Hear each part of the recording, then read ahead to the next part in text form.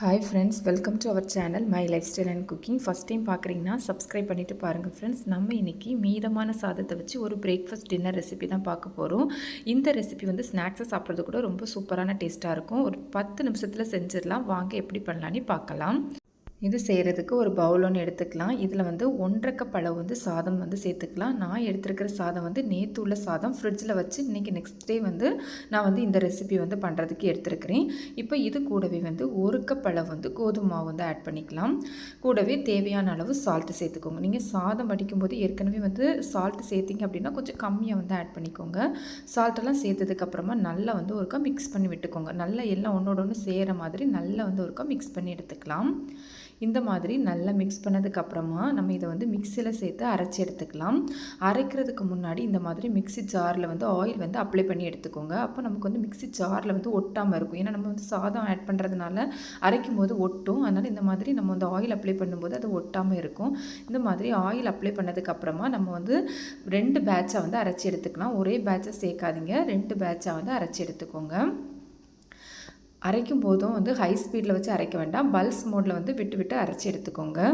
அரைக்கும்போது தண்ணி எதுவுமே வந்து நம்ம ஆட் பண்ணக்கூடாது. நமக்கு சாதத்தில் இருக்கிற தண்ணியே போதும். இந்த மாதிரி அரைச்சி எடுத்துக்கோங்க. இப்போ இதை வந்து ஒரு பவுலுக்கு வந்து மாற்றி எடுத்துடலாம். இந்த மாதிரி பவுலுக்கு வந்து மாற்றினதுக்கப்புறமா நம்ம வந்து நெக்ஸ்ட் பேட்சை வந்து அரைச்சி எடுத்துக்கலாம். நெக்ஸ்ட் பேட்ச் அரைக்கும் போதும் லைட்டாக வந்து ஆயில் அப்ளை பண்ணிக்கோங்க. அப்ளை பண்ணிவிட்டு அரைச்சி எடுத்துக்கோங்க.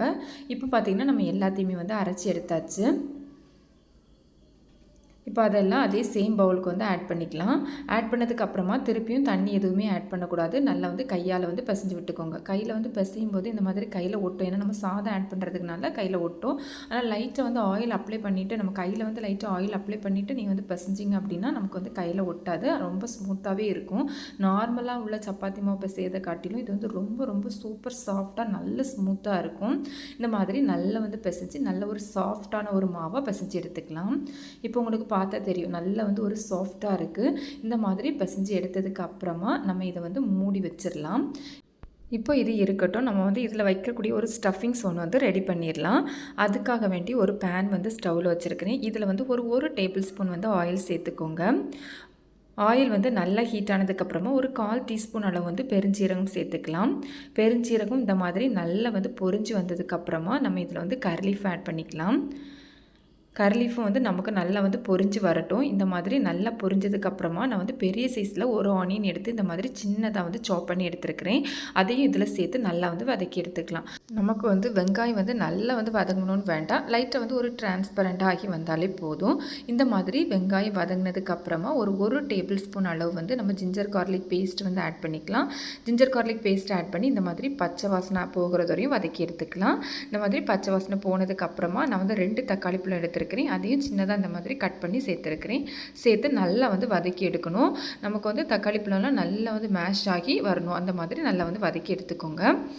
இந்த மாதிரி நல்லா வதங்கினதுக்கு அப்புறமா நம்ம இதில் வந்து ஒரு 1/4 டீஸ்பூன் அளவு வந்து சாட் மசாலா வந்து ஆட் பண்ணியிருக்கிறேன். அதையும் சேர்த்து நல்லா வந்து வதக்கிக்கலாம். உங்கள்கிட்ட சாட் மசாலா இல்லை அப்படின்னா நீங்கள் வந்து அதை ஸ்கிப் பண்ணிக்கலாம். கூடவே ஒரு டேபிள் ஸ்பூன் அளவு வந்து நான் வந்து ரெட் சில்லி பவுடர், அதாவது வத்தல் பொடி வந்து ஆட் பண்ணியிருக்கிறேன். உங்கள் காரத்துக்கு தக்கன வந்து ஆட் பண்ணிக்கோங்க. கூடவே ஒரு 1/4 டீஸ்பூன் அளவு வந்து கரம் மசாலாவும் ஆட் பண்ணிக்கலாம். இதெல்லாம் சேர்த்து நல்லா வந்து எண்ணெயிலே வதக்கி விட்டுக்கலாம். இப்போ இது கூடவே ஒரு 1/4 டீஸ்பூன் அளவு வந்து மஞ்சள் பொடியும் கூடவே ஒரு 1/2 டீஸ்பூன் அளவு வந்து காஷ்மீர் ரெட் சில்லி பவுடரை வந்து சேர்த்துருக்கிறேன். சேர்த்து நல்லா வந்து மிக்ஸ் பண்ணதுக்கப்புறமா தேவையான அளவு வந்து சால்ட் வந்து சேர்த்துக்கோங்க. சேர்த்து நல்லா வந்து மிக்ஸ் பண்ணி எடுத்துக்கலாம். இப்போ இது கூடவே நான் வந்து 2 உருளைக்கிழங்கு வந்து வேக வச்சு எடுத்துருக்கிறேன். அதையும் இது கூட சேர்த்து நல்லா வந்து மிக்ஸ் பண்ணி எடுத்துக்கலாம். இந்த மாதிரி நல்லா மிக்ஸ் பண்ணதுக்கப்புறமா நம்ம வந்து உப்பு வந்து செக் பண்ணிக்கோங்க. எனக்கு வந்து கொஞ்சம் கம்மியாக இருந்தது, நான் அதனால் எக்ஸ்ட்ரா வந்து சேர்த்துருக்கிறேன். உப்பு உரப்பு வந்து எல்லாமே செக் பண்ணிக்கோங்க. உங்கள் டேஸ்ட்டுக்கு தக்கன நீங்கள் வந்து எக்ஸ்ட்ரா ஆட் பண்ணிக்கலாம். இந்த ரெசிபி வந்து நம்ம வந்து மீதமான சாதத்தில் தான் பண்ணது அப்படின்னா யாருமே நம்ப மாட்டாங்க. அவ்வளோ சூப்பர் டேஸ்ட்டாக இருக்கும். கண்டிப்பாக ட்ரை பண்ணி பாருங்கள் ஃப்ரெண்ட்ஸ். அவ்வளோதான். நமக்கு வந்து இப்போ உள்ளே வைக்கக்கூடிய ஸ்டஃபிங்ஸ், அந்த சப்பாத்திக்குள்ளே வைக்கக்கூடிய ஸ்டஃபிங்ஸ் வந்து நமக்கு ரெடி ஆகிடுச்சு. இப்போ வந்து நம்ம ஏற்கனவே பிசைஞ்சு வச்சுருந்தோம்ல சப்பாத்திக்குள்ளே மாவு, அதை வந்து ஓப்பன் பண்ணி பார்த்துடலாம். இப்போ பார்த்திங்கன்னா அது இன்னும் கொஞ்சம் கூட நல்லா சாஃப்டாக இருக்கும். ஆனாலும் ஒருக்க வந்து இந்த மாதிரி லைட்டாக பிசைஞ்சு விட்டுக்கோங்க. இது வந்து நார்மலாக பண்ணுற சப்பாத்தியை விட ரொம்ப சாஃப்டாக இருக்கும். இந்த சப்பாத்தி ரொம்ப சூப்பரான டேஸ்ட்டாக இருக்கும். இப்போ இதை வந்து நம்ம ஒரு ஈக்குவல் சைஸில் வந்து பால்ஸாக வந்து உருட்டி எடுத்துக்கலாம். இந்த மாதிரி உருட்டி எடுத்ததுக்கப்புறமா ஒரு ஸ்மூத்தான ஒரு பால் மாதிரி இந்த மாதிரி உருட்டி ரெடி பண்ணி எடுத்துக்கோங்க. இதே மாதிரி நம்ம எல்லா பால்ஸும் ரெடி பண்ணி எடுத்துக்கலாம். நம்ம சேனல்லே மீதமான சாதத்தை வச்சு மடக்கு பூரி, அதாவது மடக்கு ஸ்வீட் வந்து எப்படி பண்ணலான்னு போட்டிருக்கிறேன். உங்களுக்கு தேவைப்பட்டதுன்னா செக் பண்ணிக்கோங்க. லிங்க் வந்து எண்ட் ஸ்க்ரீனில் கொடுத்துருக்குறேன். இந்த மாதிரி எல்லா பால்ஸும் ரெடி பண்ணதுக்கப்புறமா நம்ம இதை வந்து சப்பாத்திக்கு எப்படி வந்து மாவு வந்து நம்ம வந்து ஸ்ப்ரெட் பண்ணி எடுப்போமோ அதே மாதிரி ஸ்ப்ரெட் பண்ணி எடுத்துக்கலாம். அதுக்காக வேண்டி கொஞ்சமாக வந்து கோதுமை வந்து டஸ்ட் பண்ணி எடுத்துருக்கிறேன். இப்போ நம்ம வந்து சப்பாத்தி கல்லை வச்சு நம்ம வந்து ஸ்ப்ரெட் பண்ணி எடுத்துக்கலாம். நம்ம வந்து சப்பாத்திக்கெலாம் ஸ்ப்ரெட் பண்ணுற மாதிரி ஸ்ப்ரெட் பண்ணி எடுத்துக்கோங்க. ஆனால் அதே மாதிரி சப்பாத்திக்கு ஸ்ப்ரெட் பண்ணுற மாதிரி ரொம்ப நைஸாக வந்து ஸ்ப்ரெட் பண்ண வேண்டாம். லைட்டாக ஒரு திக்னஸோடு ஸ்ப்ரெட் பண்ணி எடுத்துக்கோங்க. அதே இது ரொம்ப திக்காக இருந்தாலும் நமக்கு வந்து உள்ளே வேகாது, நமக்கு வந்து மாவு வந்து வேகாமல் இருக்கும். அதனால் இந்த அளவு திக்னஸ்க்கு வந்து ஸ்ப்ரெட் பண்ணி எடுத்துக்கோங்க. இதில் நம்ம ஏற்கனவே ரெடி பண்ணி வச்சுருந்த ஸ்டஃபிங்ஸில் வந்து கொஞ்சம் ஆட் பண்ணி இந்த மாதிரி நம்ம வந்து மோமோஸ்லாம் ரெடி பண்ணுவோம்ல அந்த மாதிரி இந்த மாதிரி சுற்றி ரெடி பண்ணி எடுத்துக்கோங்க. இப்போ மேலே இருக்கிறத இந்த மாதிரி ப்ரெஸ் பண்ணி உள்ளே மடித்து விட்டுக்கோங்க. இப்போ நம்ம வந்து இந்த சப்பாத்தி கட்டையை வச்சு லைட்டாக வந்து மேலே மாவு அப்ளை பண்ணிவிட்டு இந்த மாதிரி ஸ்ப்ரெட் பண்ணி எடுத்துக்கோங்க. ரொம்ப வந்து தேய்க்க வேண்டாம், லைட்டாக அந்த ஓரங்களை வந்து ப்ரெஸ் பண்ணி தேய்ச்சி விட்டுக்கோங்க. அவ்வளோதான் ஃப்ரெண்ட்ஸ். இதே மாதிரி நம்ம எல்லாத்தையும் ரெடி பண்ணி எடுத்துக்கலாம். உங்களுக்கு வந்து இந்த மாதிரி ஸ்டஃபிங்ஸ்லாம் வச்சதுக்கப்புறமா அந்த சப்பாத்தி கட்டை வச்சு நீங்கள் உங்களுக்கு ஸ்ப்ரெட் பண்ண கஷ்டமாக இருந்தது அப்படின்னா லைட்டாக வந்து இந்த மாதிரி மாவு அப்ளை பண்ணிவிட்டு கையை வச்சு அந்த ஓரங்களை வந்து ஸ்ப்ரெட் பண்ணி விரித்து விட்டுக்கோங்க. இது வந்து ரொம்பவே ஈஸியாக இருக்கும். இந்த மாதிரி வேணாலும் நீங்கள் ரெடி பண்ணி எடுத்துக்கலாம். இதே மாதிரி நம்ம எல்லாத்தையுமே ரெடி பண்ணி எடுத்துக்கலாம். இப்போ நம்ம இதை வந்து சுட்டு எடுத்துக்கலாம். நீங்கள் வந்து இதை வந்து டீப் ஃப்ரை பண்ணதாக இருந்தாலும் டீப் ஃப்ரை பண்ணி எடுத்துக்கலாம். நம்ம பூரிலாம் டீப் ஃப்ரை பண்ணி எடுப்போம்ல அந்த மாதிரி கூட நீங்கள் வந்து டீப் ஃப்ரை பண்ணி எடுத்துக்கலாம். இல்லைனா இந்த மாதிரி சப்பாத்தி மாதிரி கூட நம்ம வந்து சுட்டு வேணாலும் எடுத்துக்கலாம். நான் வந்து பேனில் வந்து ஆயில் எதுவும் அப்ளை பண்ணல. நம்ம வந்து இந்த மாதிரி சப்பாத்தி வந்து வச்சுட்டு ஒரு 2 மினிட்ஸ்க்கு அப்புறமா திருப்பி போட்டுக்கலாம். இப்போ திருப்பி போட்டும் ஒரு 2 மினிட்ஸ் வச்சுக்கலாம். எந்த டிஸ்டர்பும் பண்ண வேண்டாம். 2 மினிட்ஸ்க்கு அப்புறமா திருப்பி வந்து மறுபக்கம் திருப்பி போட்டுக்கலாம். இந்த மாதிரி மறுபக்கம் திருப்பி போட்டதுக்கு அப்புறமா நம்ம வந்து ஆயில் வந்து அப்ளை பண்ணிக்கலாம். ஆயில் இல்லைன்னா நெய் எது வேணுமோ உங்கள் விருப்பத்துக்கு வந்து அப்ளை பண்ணி எடுத்துக்கோங்க. இந்த மாதிரி 2 பக்கமும் நல்லா திருப்பி போட்டு வேக வச்சு எடுத்துக்கலாம்.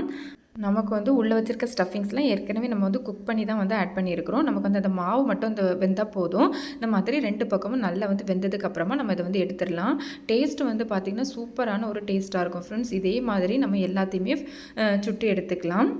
அவ்வளோதான். நமக்கு வந்து ஒரு சூப்பரான ஒரு பிரேக்ஃபாஸ்ட் ஆனால் டின்னராக கூட இதை எடுத்துக்கலாம். ஈஸியாக நமக்கு வந்து மீதமான சாதத்தை வச்சு ரொம்ப குயிக்காக வந்து இதை வந்து ரெடி பண்ணிடலாம். இதில் நம்ம சாதம் ஆட் பண்ணியிருக்கோன்னு ஒரு துளி கூட தெரியாது. அவ்வளோ ஒரு சூப்பரான ஒரு டேஸ்ட்டாக இருக்கும். தின்ன தின்ன திகட்டாத ஒரு டேஸ்ட்டு. கண்டிப்பாக ட்ரை பண்ணி பாருங்கள் ஃப்ரெண்ட்ஸ். நல்ல ஒரு சூப்பராக உள்ள நல்ல லேயராக வந்திருக்குது. கண்டிப்பாக இதே மாதிரி அளவுகளில் ட்ரை பண்ணி பாருங்கள். செஞ்சு பார்த்துட்டு உங்களுக்கு எப்படி வந்ததுன்னு கமெண்ட்ஸ் பண்ணுங்கள். பிடிச்சிருந்தால் லைக் பண்ணி ஷேர் பண்ணி சப்ஸ்கிரைப் பண்ணுங்கள் ஃப்ரெண்ட்ஸ். தேங்க்ஸ் ஃபார் வாட்சிங். பாய்.